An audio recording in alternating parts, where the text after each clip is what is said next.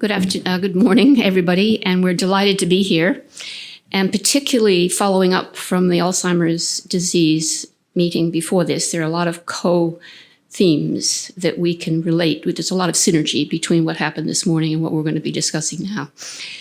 I just wanted to start by recalling the fact that this disease bears the name of a scientist called James Parkinson, who identified the movement disorder as early as 1817. And so what we're doing now is basically 200 years later, we're taking a look at the same disease, but with so much more sophisticated technology and so much more understanding of the brain. And that's what makes this so exciting.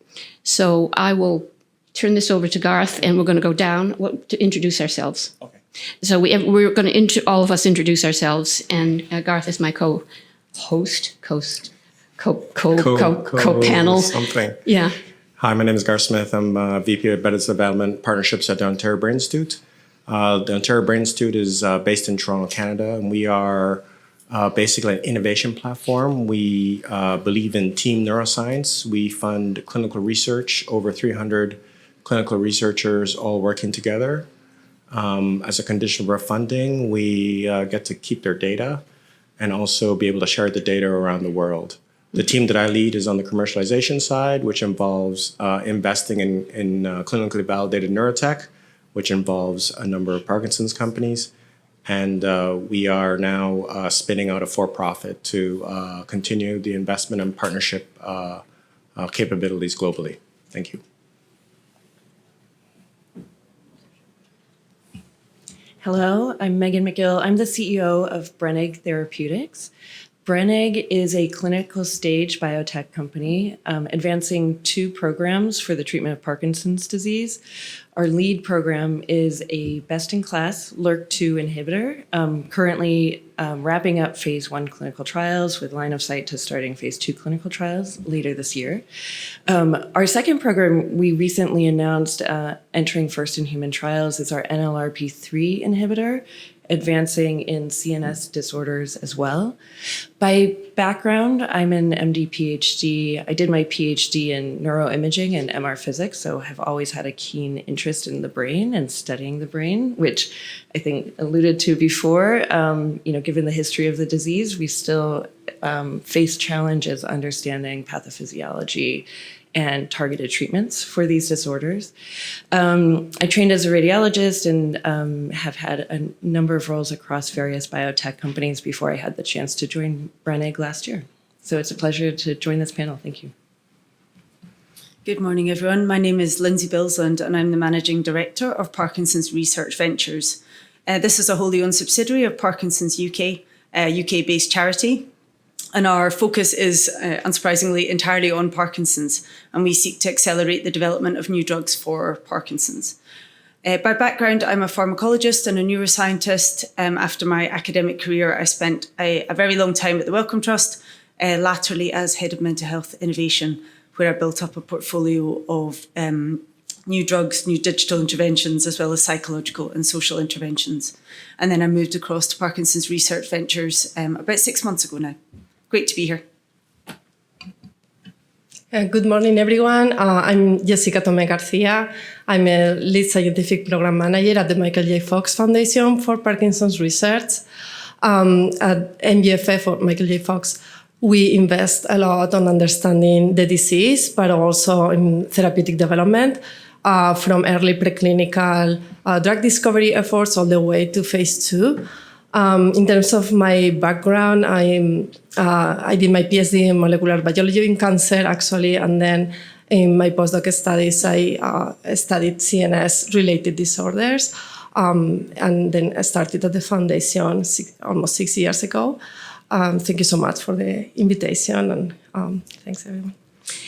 I'd like to start, actually, with an observation that Jessica made in an email exchange with me before this conference began.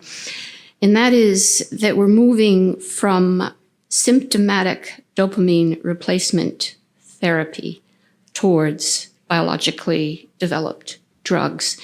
And she pointed out to me at this point that this was a very important juncture. And if you think put into mind the 200 years that it took us to get to the dopamine replacement therapy, think about what's possible in the next 10 years or 20 years. Yeah, that's, I think, what we are probably most excited about at the foundation is really this shift towards disease-modifying therapies. So we also try to de-risk targets early on so we can show a link to the disease, so we can increase the number of therapies that are being developed for Parkinson's in this space. And I think right now it's very exciting that we have so many companies already in the clinic for some of these genetically linked targets, but also other targets that may not be genetically linked to the disease, like NLRP3, but they are showing themselves to be to have a potential as therapeutic targets. So it's a very exciting moment now in the Parkinson's field. But of course, and as it was mentioned before, in the previous panels, there is a huge need for developing pathway modulation biomarkers that de-risk all these therapeutic programs. I guess just to add to that, so at Parkinson's Research Ventures, we fund both disease-modifying therapies as well as symptomatic therapies. And I suppose in the disease-modifying space, we're seeing a real cluster of opportunities that are looking to tackle lysosomal dysfunction as well as mitochondrial dysfunction, which we think is really exciting. But then also, so obviously there was a huge amount of innovation in the dopamine replacement space, but there's actually, I think there's up to 40 different symptoms associated with Parkinson's. And a lot of these symptoms are really quite poorly controlled. Mm-hmm. So actually there's a real need in that space as well to try and tackle some of these other symptoms that if we could improve or reduce the impact of the symptoms, could have a real improvement in quality of life. And maybe I can add also, because Brenig is focused really on the upstream biological activity that leads to the development of Parkinson's. But taking a step back and maybe putting in a historical context, I think it's quite interesting that there are a number of different drivers, whether they be genetic or neuroinflammatory, that we know lead to a convergence of loss of dopaminergic neurons and the manifestation of Parkinson's. So we have a disease called Parkinson's, but now we're starting to identify these very specific pathways. And by not only identifying them, but targeting these pathways and, particular kinases or other enzymes that lead to the loss of neurons, then we can start to develop disease-modifying drugs. And I think this is why, one, academic research understanding the pathophysiology of the disease is quite important and still plays a critical role. Also, the support of foundations that, advance some of this research and, not only the research, but then the targeted therapies as well. And then the field sort of thinking about how do we identify those patients? Are they only genetically identified? Are there other biomarkers in order to identify the patients who are susceptible to those diseases?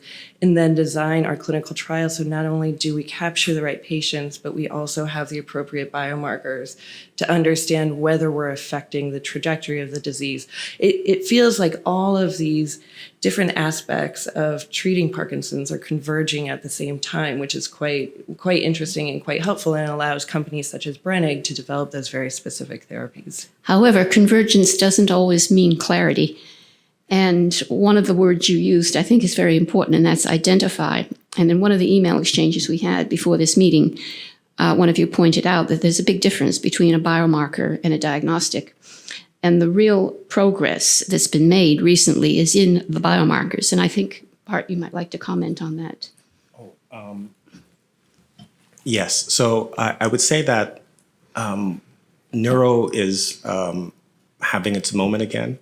Like you saw on the pharma panel earlier this morning, pharma companies are now saying they're in the neuro space, whereas before they would not say those words. So we think it's a very good thing to see those types of funders coming back. But we're also seeing this biomarker-driven renaissance around brain disease in things like ALS, Huntington's, and a number of companies that we've seen now has, it's gone up in the last number of years, and I'm curious to get the opinions from other people. What's driving this increase? I mean, we're going to talk about a bit about science, but what else is happening out there that they're seeing that drives this increase in the number of commercial entities that are in the part of the development field, but also the pharma companies that are interested in this space. Here you go. And don't forget, Novartis had just announced about a month ago that it was going to be, that neuroscience was one of its key priorities for the next year, or next years, I should say. Maybe I'll jump in with a bold statement, but neuroscience is sexy. I mean, the number of people who, study neuroscience in their PhD or postdoc, it's fascinating. And, the brain is the most fascinating organ, responsible for cognition, motor, psychological emotion. Weight control. Sure. But it has historically been extremely challenging to develop therapies. I think there's a lot of personal interest, a lot of personal research behind this, but maybe trends in investing in neuroscience have gone up and down because of a number of failures. However, I think, again, as we start to sort of peel back some of those barriers and some of those challenges, begin to understand biomarkers, begin to understand the brain a little bit better, I think that heralds in new investment into studying disorders of the brain, more investment in the CNS space, because there's such a lack of good therapies. The number of people, I'm sure, just in this room alone, might reach 100% of people whose lives have been touched by someone in their community or family member who suffers from a CNS disease. And, I think it's time that we push a lot of this investment forward in order to develop these therapies, first potentially with well-defined diseases or genetic diseases, and then expanding into larger patient populations.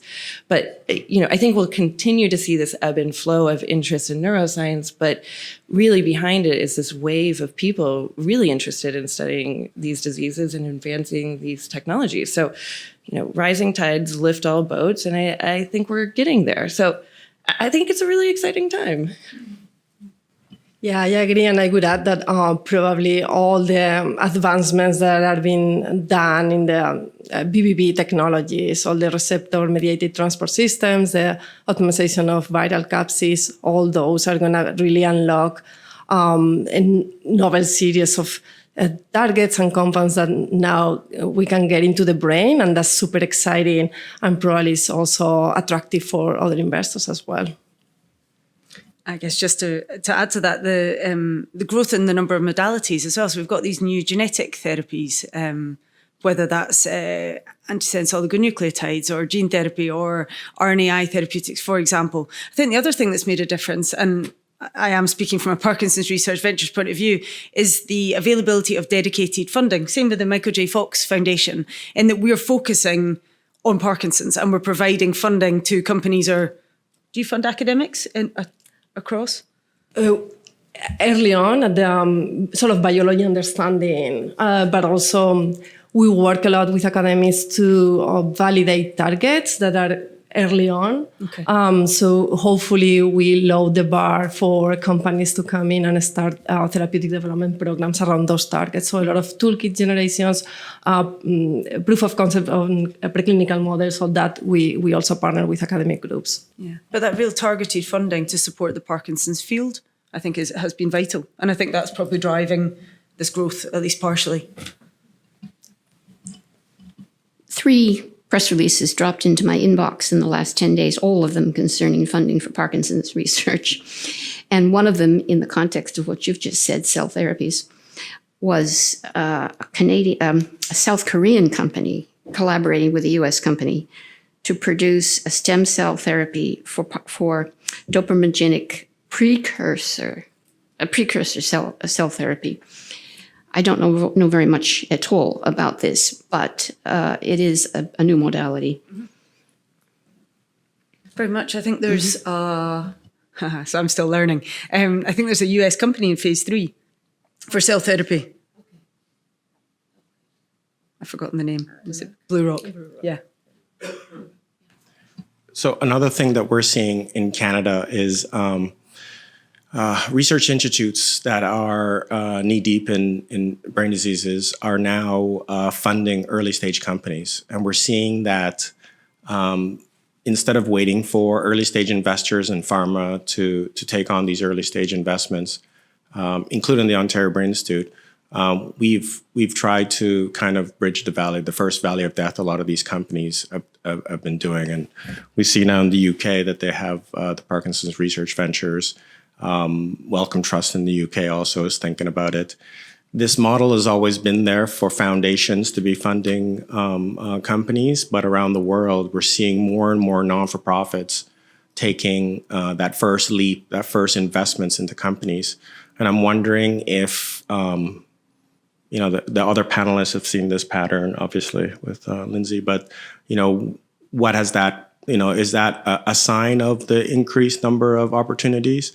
Is it a sign that now it's worthwhile trying to get these entities, these startups to the point where venture capitalists can actually take on the funding? So I'm curious to hear the thoughts on the panel.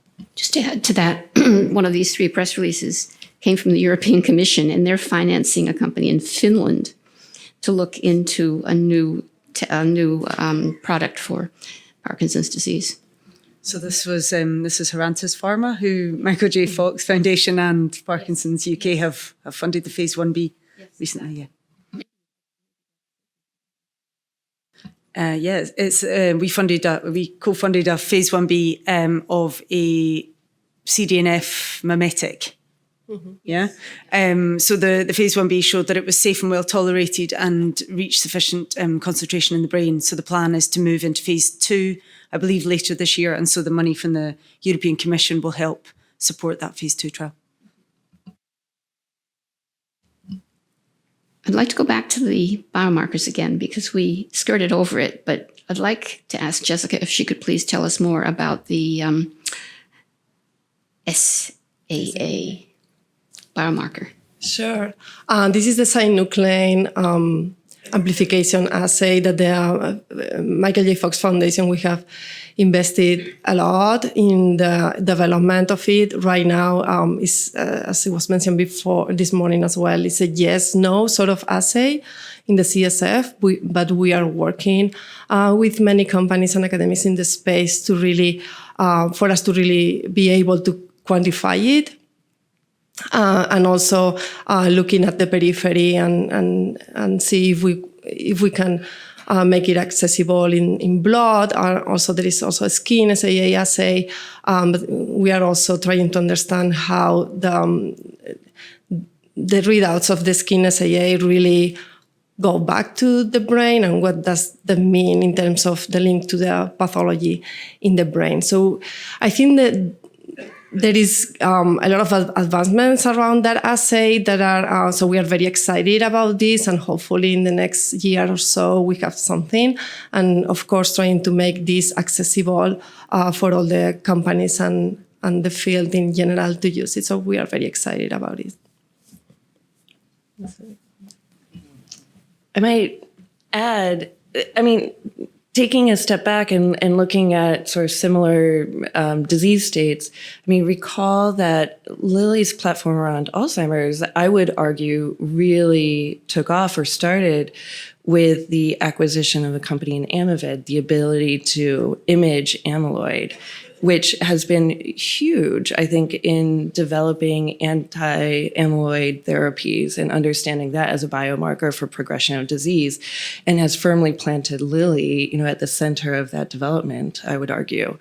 Imaging is tough, especially for patient populations for whom going in an MRI or a PET scan is more burdensome than other people in the general public. So we have to keep that in mind. But the development of any biomarker certainly, I think, helps accelerate the development of therapies because we see companion diagnostics to therapeutic development, whether it's more broad along disease states or whether it's quite specific for certain pathways. But I think it's really critical in order to support advancing those therapies. And I think beyond the SAA assay and imaging biomarkers for diagnostic purposes, there's also quite a lot of activity in the blood-based biomarker space as well as the digital biomarker space, which I guess is much earlier stage, but very exciting to see that kind of concentrated activity really looking to drive development of diagnostic tests for Parkinson's. I just want to add that SAA, I think, is also very exciting because for the first time we are thinking about staging the disease the same way that has been done for other neurodegenerations. So as we discover other pathway-specific biomarkers, hopefully all those are going to fit into the staging system where we are going to be able to stratify patients early on and be able to, again, treat at the right time to the right population. So that is where most of the excitement is coming from, I think. But clarify biomarker versus diagnostic. At what point does one lead to the other? Or do they become the same at a certain point in time? We might have different. I think there's another tool which is also screening. So there's screening, diagnosis, and biomarkers, and the sensitivity and specificity of these tests are quite different. When you think about screening a general population, you have to understand the risks associated with misdiagnosing people, or you're trying to understand, are people coming to you because, they're of a certain age? We have screening tests all the time. I mean, we have mammograms, colonoscopies, any blood tests. Those are all screening tests that are sort of low cost and accessible to people. And some of those are implemented at certain age when your risk profile goes up. So first, defining the set of people for whom you would benefit from screening is critically important. Diagnosis is critically important, especially early on in the disease. The earlier that you can diagnose someone, the earlier you can start to intervene. And as we start to think about the disease course and what that means not only for patients, but family support as well, early intervention is critically important in order to slow the progression of the disease and provide good quality of life for a longer period of time.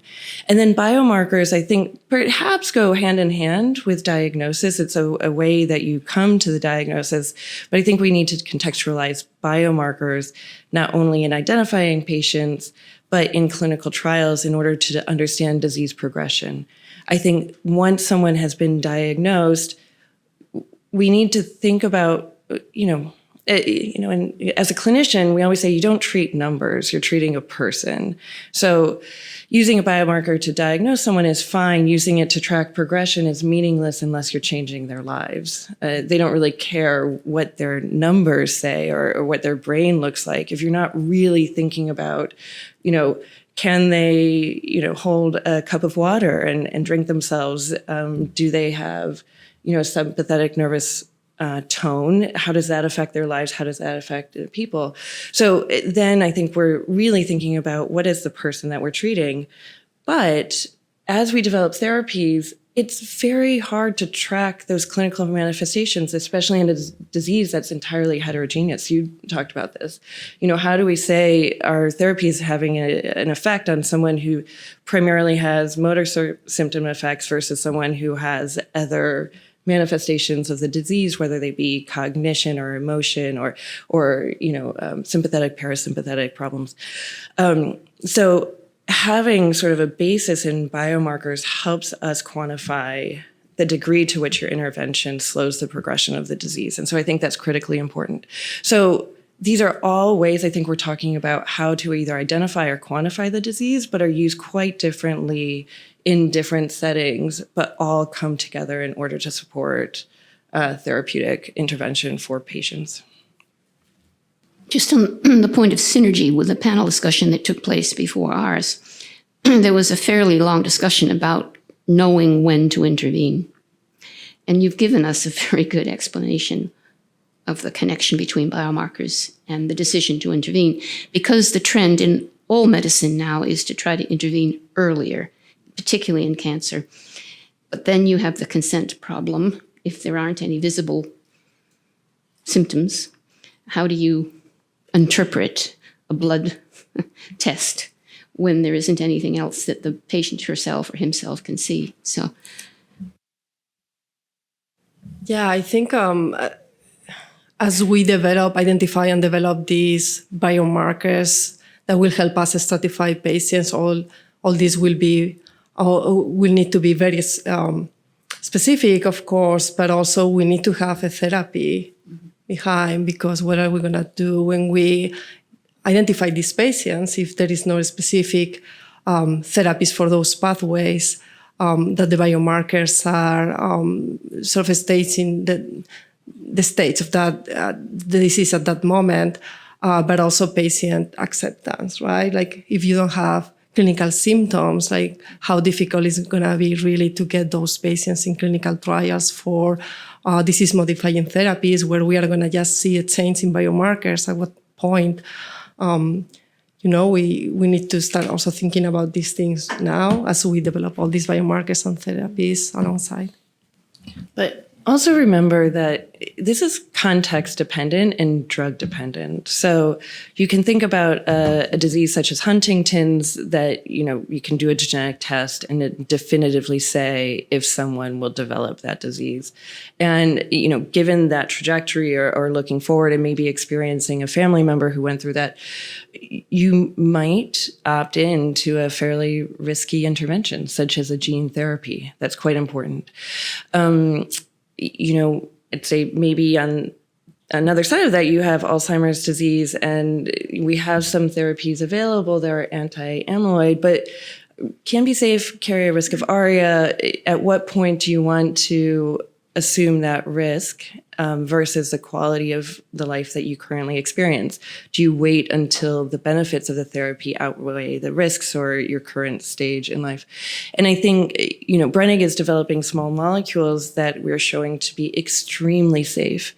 And what we do know from a lot of these diseases is that by the time you see loss of neurons, neurodegeneration, once you see the development of clinical symptoms, you see tremendous amounts of neurodegeneration. I mean, it's quite stark to look at this. So the question may be, can we start to diagnose patients earlier? And if we have extraordinarily safe therapies, maybe a pill that you take once a day, is it worth it? Does the very small risk associated with that therapy, nothing comes with zero risk, but the small risk associated with that therapy outweigh or counterbalance the benefits that you may see in slowing the progression of the disease before you start to see really severe clinical symptoms? Can you stop that progression early on at the basis of the disease, which is the neurodegeneration, in order to prevent or delay manifestation of clinical symptoms? So it is really understanding diagnostic paradigms, whether they be, a slam dunk or diagnosing early, and what do you do about it is a decision that needs to be made in a complicated clinical setting, I would say.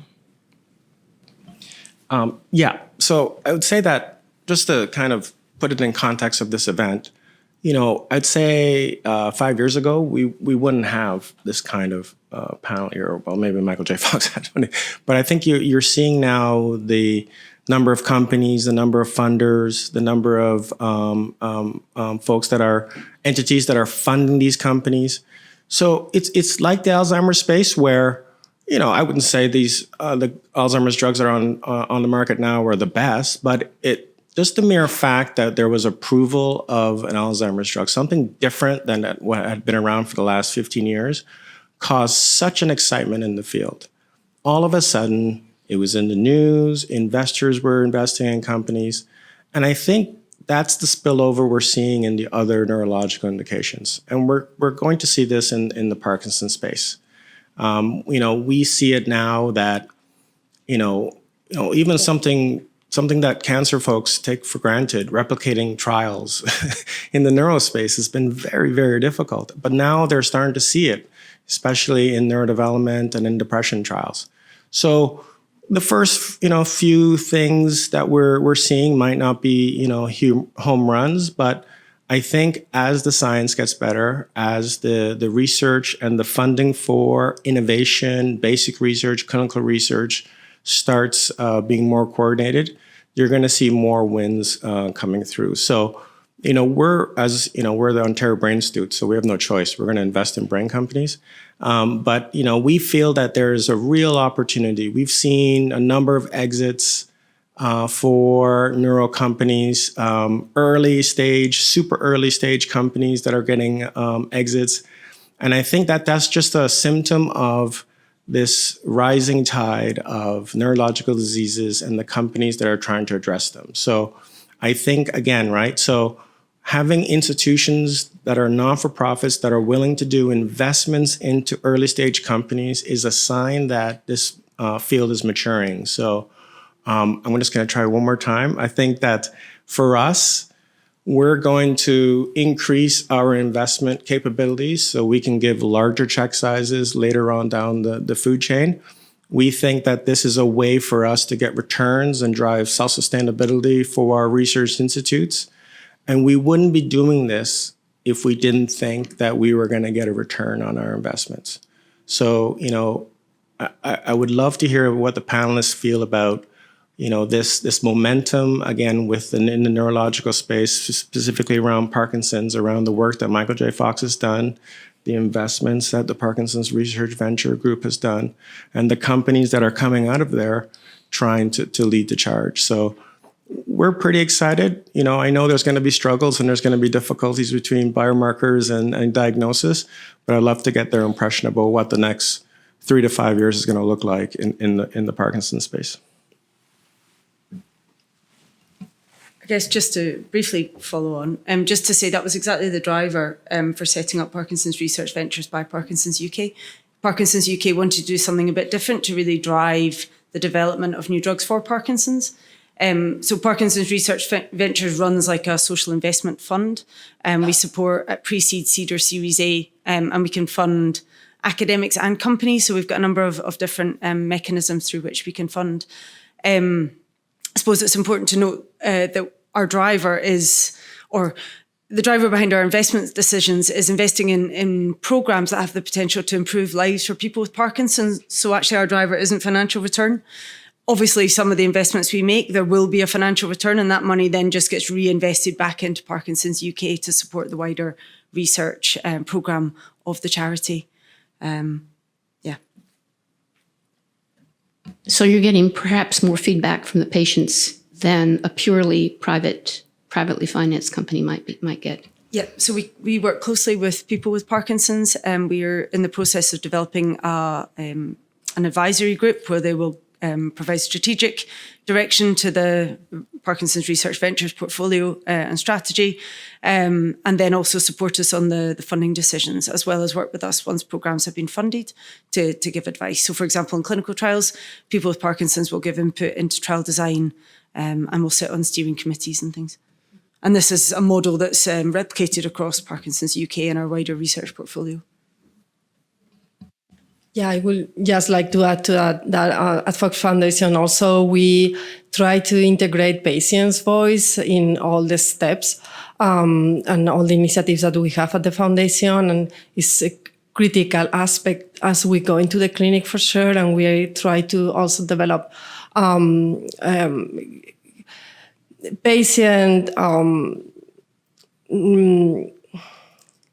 I'm blanking on the word, but relevant cognition endpoints for patients, things that we can really measure at the patient level in the clinic, but also we even integrate their voice in some of our reviews and things like that to make sure that everything that we do at the foundation has an impact in patients. Maybe I can speak from a company's perspective. I mean, clearly the company's North Star is to develop efficacious therapies for patients with Parkinson's disease, and everything we do is a driver toward that. And at the same time, more near-term milestones incorporate not only clinical outcomes, but corporate, financial, along the lines of fiduciary responsibility, return of investment to investors, the stakeholders clearly have invested in order to realize that gain. That said, we do have support from another family foundation. So in addition to, a typical investor, having this, support from foundations like the Michael J. Fox Foundation or Parkinson's Research Ventures is critically important because it's really with an eye towards driving towards that final clinical endpoint and a reminder of what we're doing and really focusing on the pursuit of therapies in addition to financial returns, of course. Everyone has to be a fiduciary, responsible person for their funds. But the other thing I would mention is that because these foundations or family offices are focused on one disease, they tend to see everything.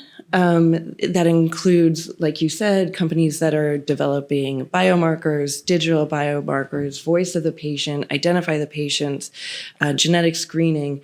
That is so important to incorporate into our models and have those discussions and really with an effort towards moving the field forward in a way that I don't think is possible from pure venture investments. And so it is critically important to involve support from the foundations, not only from a financial standpoint, but from just a very practical standpoint as well. So do these models that you're considering include dopamine replacement therapy? Is there any role for dopamine replacement therapy looking forward? So actually it's not something that we fund. In that we think, I'm sure there's innovation to be made in the space, but we think at the moment motor symptoms are reasonably well controlled. And so we would rather focus our efforts on other symptomatic therapies. So we're actually working with we plan to work with our advisory group once it's set up to identify the top priorities for those symptoms that we should be tackling. Okay, so before we get to questions, the other side of not just a co-funding, early stage funding opportunity when it comes to these types of entities that are on the panel. I mean, I think on the pharma panel, they were talking about data and how do we get the data together to drive a lot of the data analytics required. The foundations and the folks that fund this, in the way that, not just funds research, but also companies, also sit on a great deal of data. And they've been playing the honest broker role in data with patient groups for a long time. And I think that might be a real ideal partner for a lot of pharma companies in terms of how to do this. And you don't do that kind of data partnership without the patient involvement. And so, even for us, when we do data releases, we have to get a sign off from our patient advisory group. And so, as long as you have everybody's, interest and nothing's perfect, but to drive everybody's interests and goals moving in the right direction, this kinds of different structures that you're seeing in terms of funding, I think is going to be great on the product development side, but also on the data side. So I'm going to throw it back to the Jessica on the data side and how she works, or how does Michael J. Fox work with pharma companies? Because you guys release your data like no matter what, right? So it's an amazing model. Yeah, and I think a great example for that is the PPMI, or Parkinson's Progression Markers Initiative at the Foundation, which is a natural history study with where we get samples from patients, longitudinal samples, and it's been going on for a few years now. And we release these samples for research, for biomarkers identification and validation, and we get all the data back. Of course, it's part of the deal, I guess.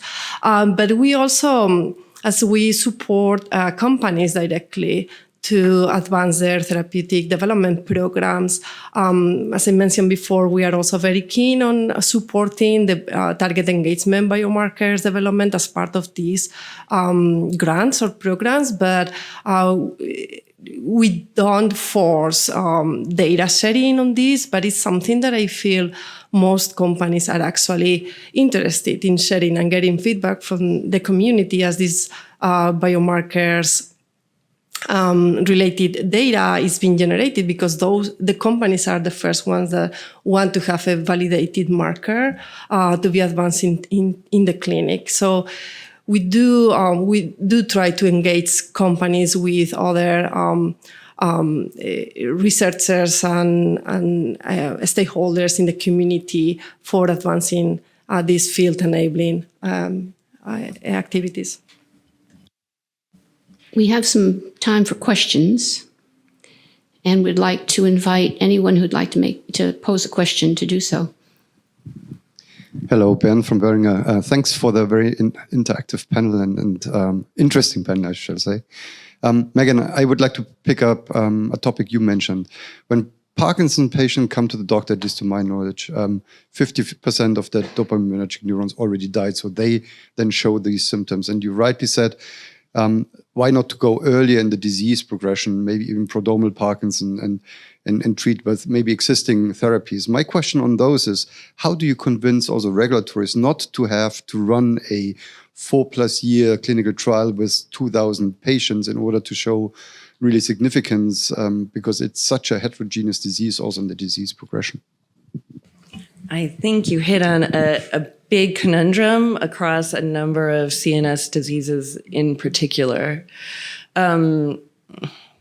Maybe, as a comparator, just going back to screening, we regularly screen from a young age, cholesterol levels, blood pressure, and have those regular screenings. And those are tools to identify when you should intervene.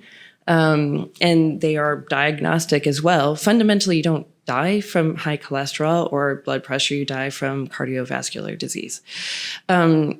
We don't have the same paradigm for CNS diseases. We just don't have that regular screening in order to identify those patients who may be developing early signs of risk factors for that disease, and, the ability to intervene when, you could make a measurable difference before you've lost 50% of your dopaminergic neurons.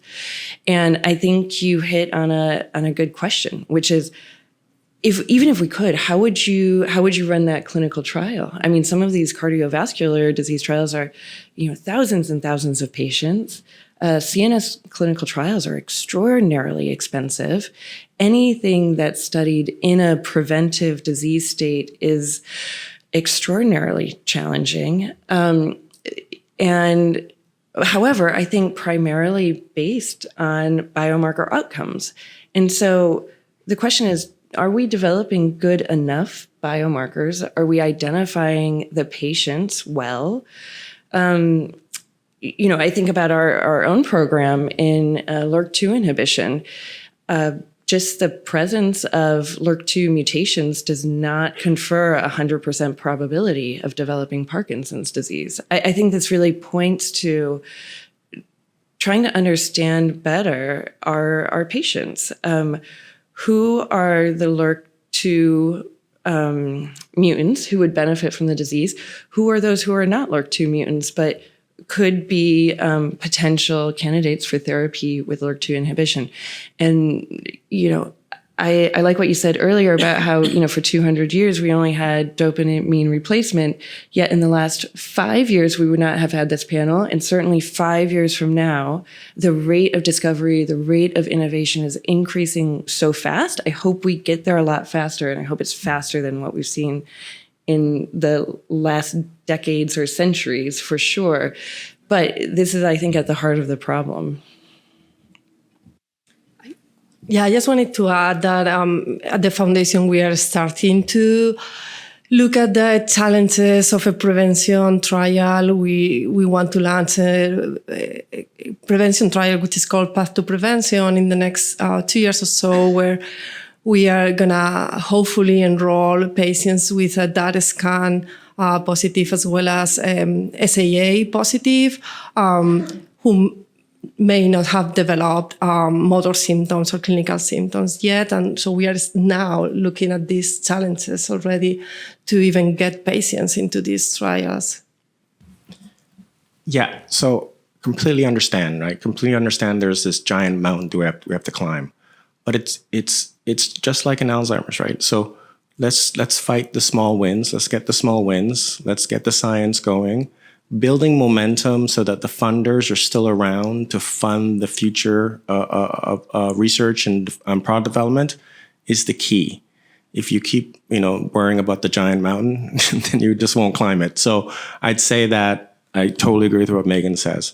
This momentum, we're going to have these wins. We're going to have more wins along the way, learn more from the patients. And then just like in cancer, the first cancer therapeutics were not great. But over the years, they've gotten better as well. The same model that we use in cancer. We think neuroscience is about, I'm going to be conservative here, 10 to 15 years behind where cancer was in terms of disease labeling, but also product development. So it's just going to take time and it's going to take patience. But we really can't see these hills and valleys in the funding for neuroscience. We really need to have that commitment around funding for neuroscience for this to actually happen. Possibly one more quick question before we roll to a destination.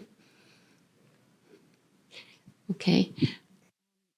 I'd like to suggest that we do a quick little summary of what we think are the best opportunities and even the highest risks. Wow. So for us, we really like the companion diagnostic. We think that neuroscience is going to have many different flavors of each of these diseases. All of these therapeutics are going to have maybe a companion diagnostic. So that's where we think it's going to go.